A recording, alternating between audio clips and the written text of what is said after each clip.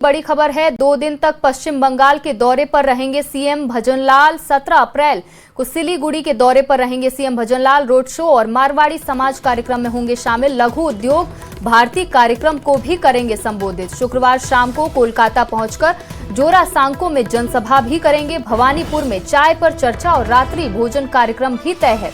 वहीं 18 अप्रैल को कालीघाट दक्षिणेश्वर काली मंदिर में सीएम दर्शन करेंगे। कोलकाता में प्रवासी सम्मेलन और कई जनसभाओं में भी संबोधित करते सीएम नजर आएंगे। देर रात कोलकाता से फिर दिल्ली वापसी का भी कार्यक्रम है। तो 2 दिन तक पश्चिम बंगाल के दौरे पर सीएम भजनलाल। 17 अप्रैल को सिलीगुड़ी के दौरे पर रहेंगे सीएम भजनलाल। रोड शो और मारवाड़ी समाज कार्यक्रम में शामिल होंगे। वहीं लघु उद्योग भारती कार्यक्रम को भी संबोधित करेंगे। शुक्रवार शाम को कोलकाता पहुंचकर जोरासांको में जनसभा करेंगे। इस दौरान भवानीपुर में चाय पर चर्चा और रात्रि भोजन कार्यक्रम भी तय है। 18 अप्रैल को कालीघाट दक्षिणेश्वर काली मंदिर में सीएम भजनलाल शर्मा काली माता के दर्शन करेंगे और इस दौरान कोलकाता में प्रवासी सम्मेलन और कई जनसभाओं को भी संबोधित करते नजर आएंगे।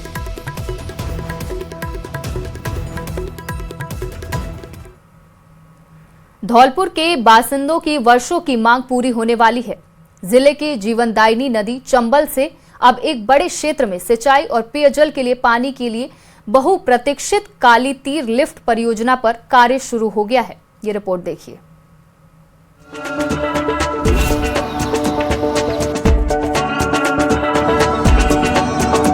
काली तीर लिफ्ट परियोजना 800.04 करोड़ की स्वीकृत हो चुकी है। इस परियोजना के अंतर्गत मदनपुर गांव के पास स्थित काली तीर से चंबल नदी से 180 मीटर ऊंचाई में 20 क्यूसेक पानी पर डे लिफ्ट करके रामसागर और पार्वती बांध में छोड़ा जाएगा।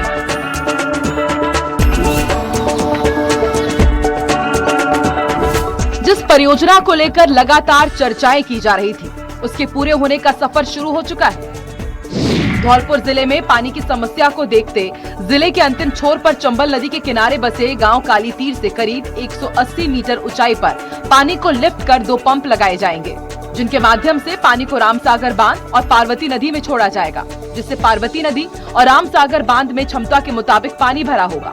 वहीं पार्वती नदी पर जगह जगह बने एनीकट भरे रहेंगे, जिससे पार्वती नदी और रामसागर बांध के साथ ही उटंगन नदी में पानी होने से कई किलोमीटर के क्षेत्रों में भूजल स्तर बढ़ जाएगा, जिससे लोगों को गिरते जल स्तर की समस्या से निजात मिलेगी और सिंचाई के लिए भी पर्याप्त पानी उपलब्ध हो सकेगा।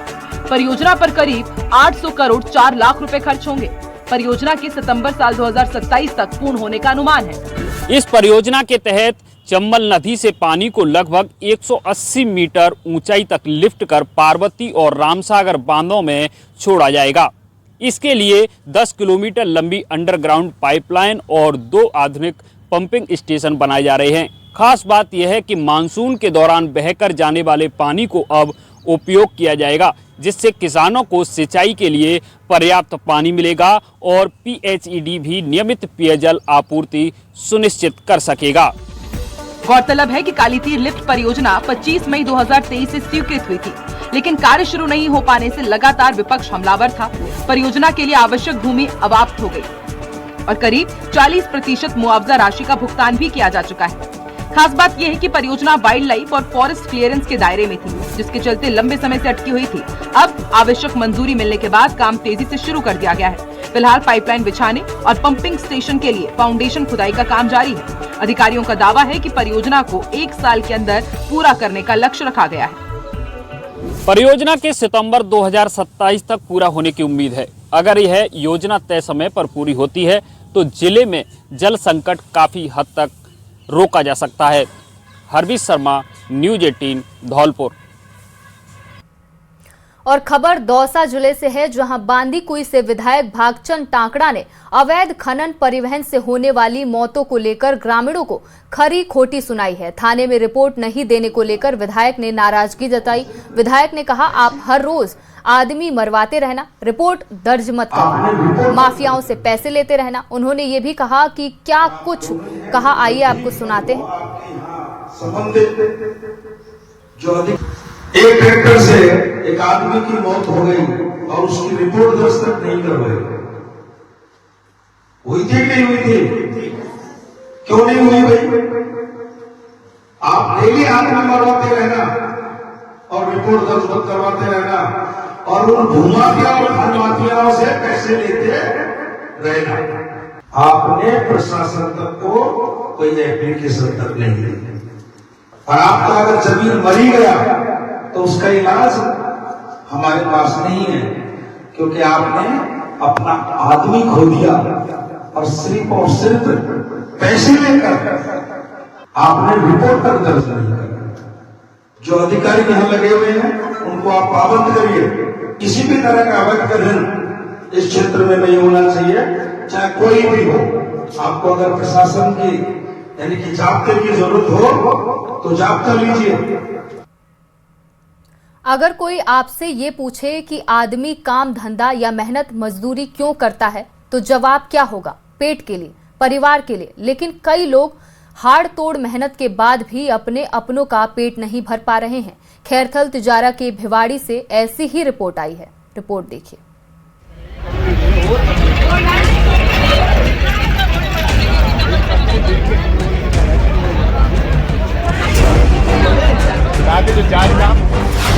जिम्मेदारों से मेहनत कशों की गुहार। ऐसी नौकरी का क्या करे सरकार? कैसे पाले बच्चे, कैसे चलाएं घर बार? पेट भर रोटी पर हमारा भी तो है अधिकार। कंपनी में जितने ही बंदे वर्कर हैं, चाहे बच्चे हैं, चाहे बहनें हैं, चाहे कोई लेडीज है, कोई भी है, सबको एक ही मांग है 18,000 8 घंटे का। क्या कहें उस परिस्थिति का जिसमें पांव फैलाए पर दीवार में सिर लगता हो। तस्वीरें खैरथल तिजारा की। भिवाड़ी औद्योगिक क्षेत्र में वेतन वृद्धि और कामकाज की बेहतर परिस्थितियों की मांग को लेकर श्रमिकों का आंदोलन 21वें दिन भी जारी रहा। गुरुवार को भिवाड़ी के कहरानी औद्योगिक क्षेत्र स्थित नैपनो कंपनी, खुशखेड़ा की गुमी इंडस्ट्रीज प्राइवेट लिमिटेड और भिवाड़ी की फुटवेयर बनाने वाली रिलैक्सो कंपनी में भी श्रमिक धरने पर बैठे हैं। तो अभी कितने लोग बाहर खड़े कंपनी के? सारी कंपनी बाहर खड़े जितने बंदे वर्कर है। लगभग कितने बंदे वर्कर हैं? लगभग 200-250 बंदे होंगे। तो क्या डिमांड कर रहे हैं अभी आप? यहाँ डिमांड कर रहे हैं 8 घंटे के 16,000 रुपए होने चाहिए सबके। 26 दिन के यहाँ दे रहे हैं 7400 रुपए, उसमें 900 रुपए इंक्रीज करने की बोल रहे हैं। 8300 रुपए दे देंगे आपको आगे से। तो अभी आप कंपनी के बाहर की महिलाएं खड़ी, क्या कर रही हैं? मैं सैलरी के कारण खड़ी हूँ। क्या समस्या है? 30 ड्यूटी के 13,500 रुपए देते हैं 12 घंटे के। वो भी घंटे काट लेते हैं। अभी आपकी क्या डिमांड है? मेरी डिमांड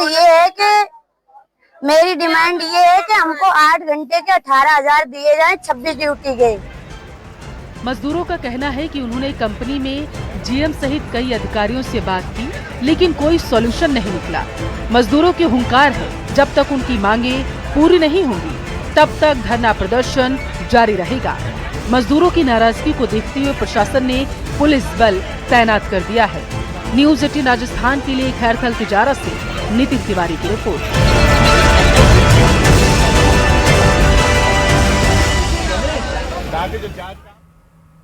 और खबर करौली से है, जहां नाड़ौती उपखंड में एसीबी ने बड़ी कार्रवाई करते हुए एसडीएम काजल मीणा सहित 3 कार्मिकों को 60,000 रुपए की रिश्वत लेते रंगे हाथ पकड़ा है।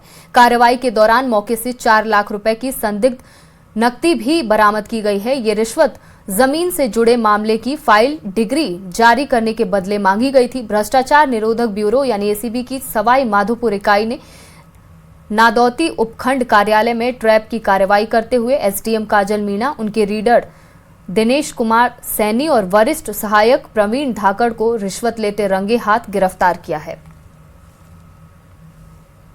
एसीबी ईडीसी मैम ने जो है ये कंप्लेन जो है हमें रेफर की, जिसपे आज सुबह अर्ली मॉर्निंग इस कंप्लेन को वेरीफाई किया गया, जिसपे एसडीएम के जो लीडर हैं उन्होंने 50,000 रुपये जो है वो प्रकाश समूह फाइल बिक्री के लिए जो है वो एसडीएम मैम के लिए, खुद 10,000 रुपये खुद के लिए सहमत हुआ, जिसपे इस ट्रैप कार्य को प्रोड्यूस किया गया।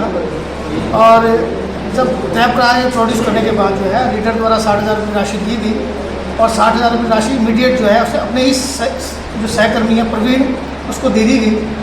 और बाद में जो SDM मैम के द्वारा जो पैसे मांगे गए उसको हमने टेलीफोनिक उसको कम्युनिकेट को वेरीफाई किया, तो उसकी SDM मैडम